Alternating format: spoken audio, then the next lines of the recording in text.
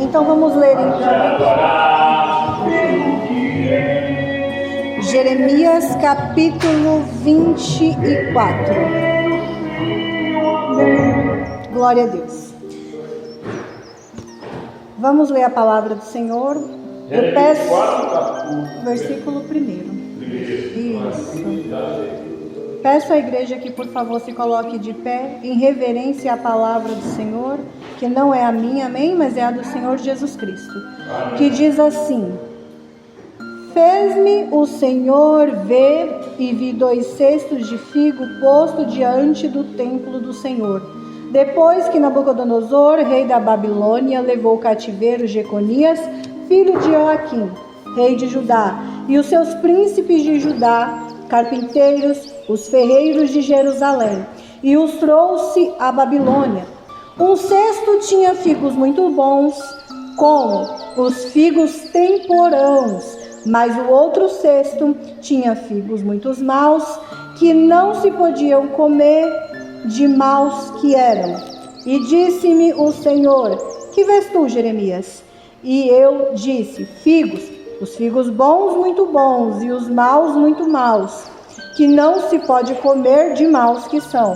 Então veio a mim a palavra do Senhor, dizendo: Assim diz o Senhor, o Deus de Israel: Como a estes bons figos, assim conhecerei aos de Judá, levados em cativeiro, em que eu enviei deste lugar, para a terra dos caldeus, para o seu bem. E porei os meus olhos sobre eles para o seu bem, e os farei voltar a essa terra, e edificá-los-ei, e não os destruirei, e plantá-los-ei, e não os arrancarei, e dar-lhes um coração que me conheçam, porque eu sou o Senhor.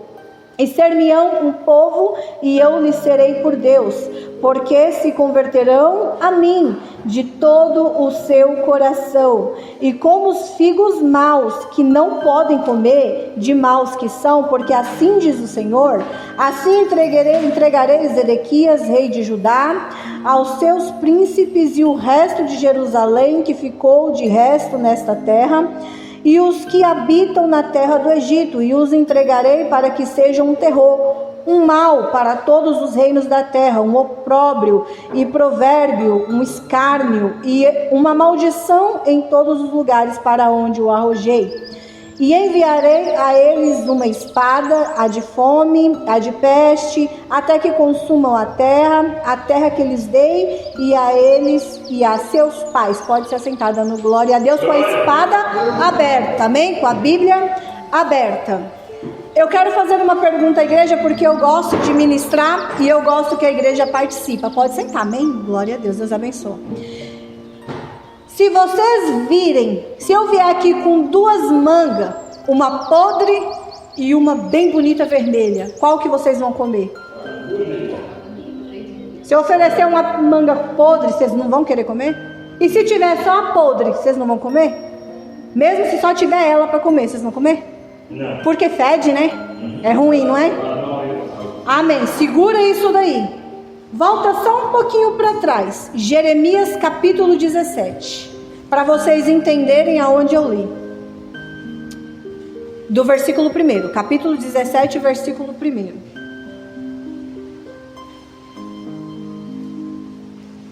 Amém?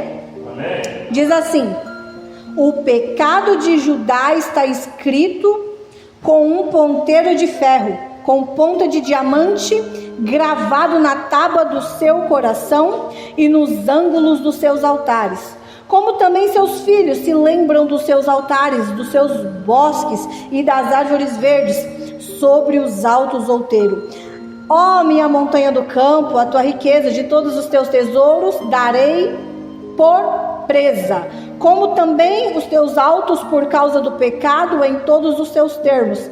Assim por ti mesmo te privará a tua herança que te dei. Far-te-ei servir aos teus inimigos, na terra em que não conheces, porque o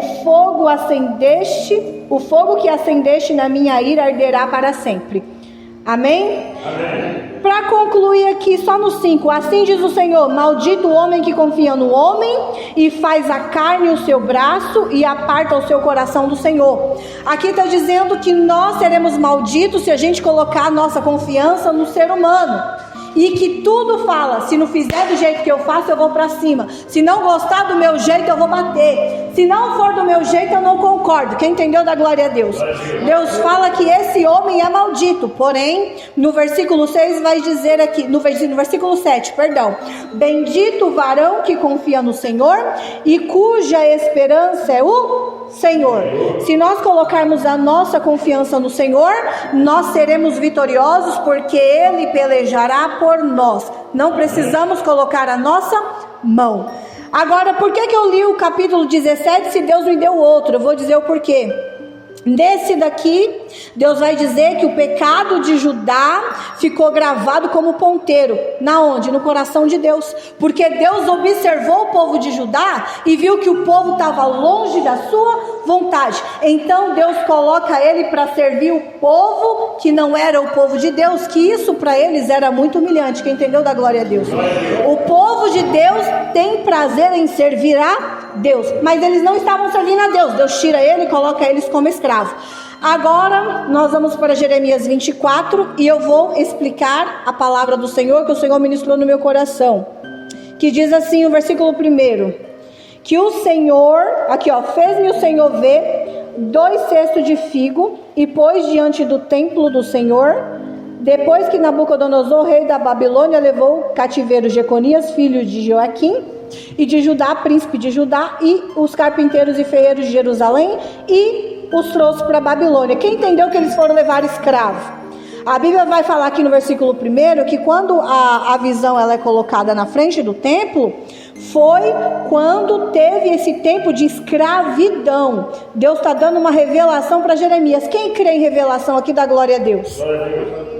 Deus usa os seus profetas. Às vezes a visão é como do pastor José, e às vezes a visão é como minha também, que ela é figurativa, mas Deus sempre dá um entender da visão. Aí ele vê 2 cestos de figos, uns bons e uns ruins. Quando ele vê os 2 figos, Deus está querendo dizer para Jeremias o seguinte, que teve uma separação. Se você vai pegar um fruto, você vai num pé de uma árvore pegar uma fruta, você vai pegar e vai escolher. Aqui tá boa, você pega para você. Aqui tá ruim, você joga fora, porque não presta para mais nada.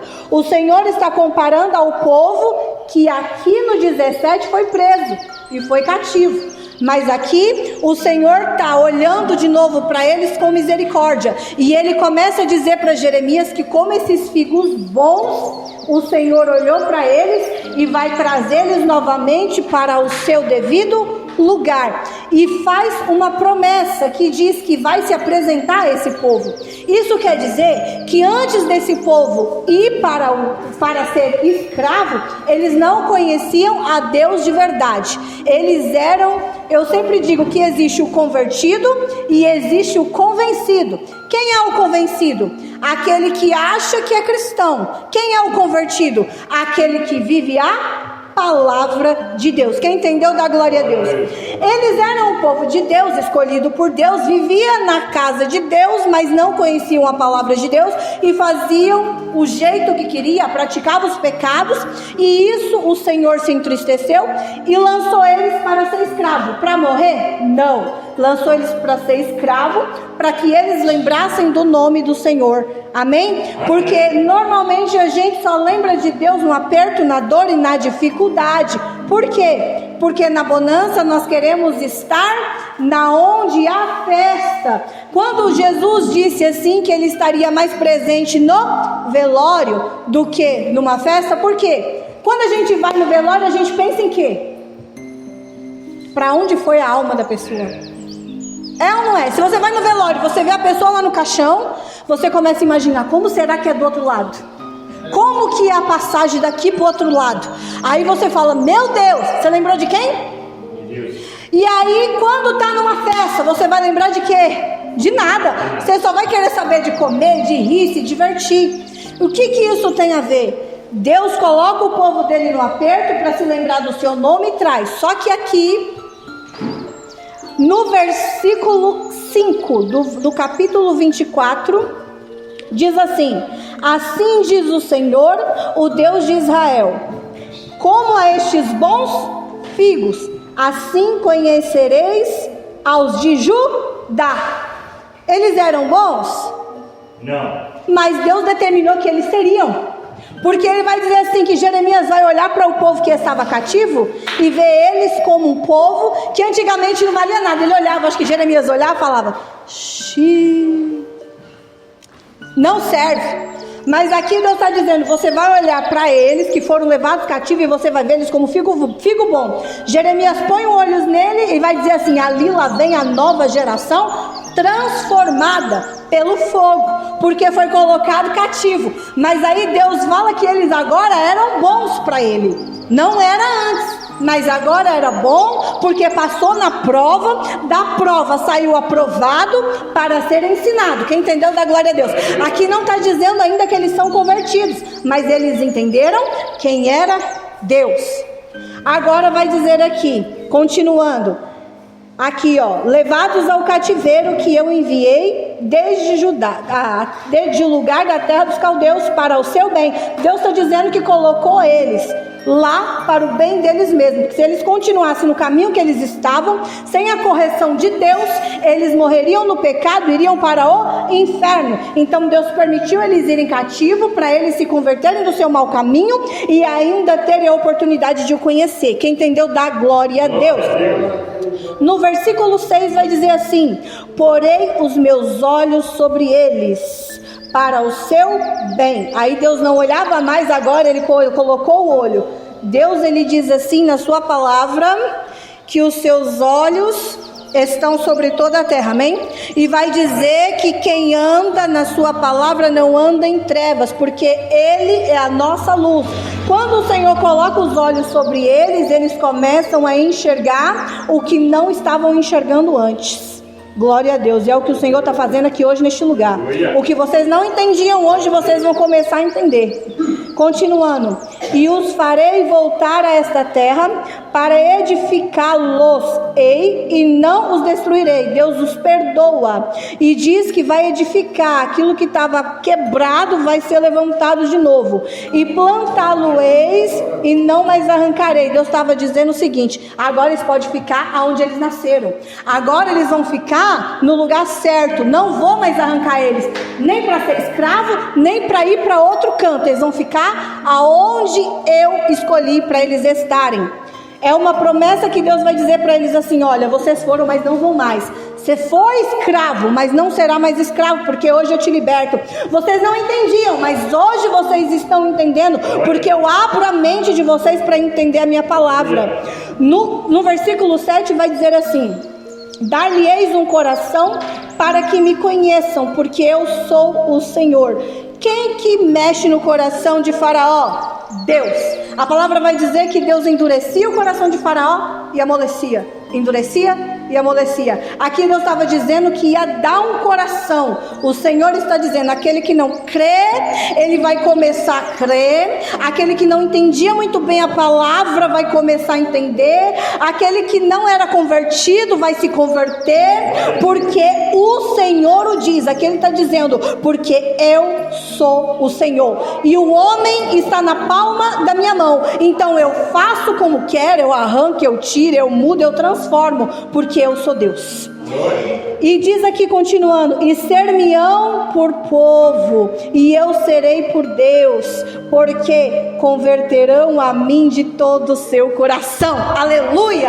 Aqui Deus está dizendo assim, que Deus, ele coloca o coração. Então Deus está dizendo aqui hoje, aqui vai ter gente que vai começar a mudar, viu? Vai começar a entender o propósito do Senhor. Antes eu não entendia, mas agora está me dando uma vontade de ler Bíblia. Antes eu não sei, eu não gostava de cantar, mas eu quero louvar. Antes eu não gostava de orar, mas me dá um negócio que eu quero orar, porque o Senhor está colocando um coração espiritual para poder a pessoa despertar no espiritual. Aquele que é espiritual discerne o que é do Espírito. Aquele que não é, não discerne. Mas a partir de hoje, muitos vão começar a entender o chamado de Deus, porque tem gente que ainda não entendeu o chamado que o Senhor tem sobre a tua vida. Não é um chamado para ficar na cadeira, é um chamado para se levantar e fazer a obra, e fazer para Deus de todo o coração, não somente de boca, de ação, mas de todo o coração, porque o Senhor colocará um coração novo. Glória a Deus. Aleluia. Deus faz uma separação para Jeremias entender. Agora é os figos maus. No versículo 8 vai dizer: e como aos figos maus que não se pode comer, de maus que são, porque assim diz o Senhor: eis que entregarei Zedequias, rei de Judá, e aos seus príncipes e o resto de Jerusalém, esses não estavam presos. Quem entendeu, dá glória a Deus. Esse resto de Jerusalém não era escravo, esse resto de Jerusalém não estava na mão de ninguém, esse resto de Jerusalém andava de acordo com a sua própria vontade. É por isso que é melhor estar na prova, mas estar com o Senhor, do que estar na bonança e sem a presença de Deus. Aí continuando vai dizer assim, aleluia: e o resto de Jerusalém que ficou nesta terra, e os que habitam na terra do Egito, aqueles que ainda ficaram no Egito, eu os entregarei para que seja um terror, um mal para todos os reinos da terra, um opróbrio, um provérbio, um escárnio, uma vergonha. Escárnio é vergonha. Uma maldição em todos os lugares para onde os arrojei, para onde os mandei, e enviarei entre eles a espada, a fome, peste, para que consumam de sobre a terra que lhes dei a eles e a seus pais. O Senhor deu um decreto. Quando ele fala aos figos maus, ele vai dizer de pessoas que são ruins. Já viu aquelas pessoas que é ruim? Eu não sei se você já conheceu uma pessoa ruim, que é aquela pessoa que pisa na outra, faz isso aqui, e dá risada, não tem dó. Se puder matar a pessoa, esfaquear, ela não tem dó. Essas pessoas foi ao qual o Senhor separou para a morte.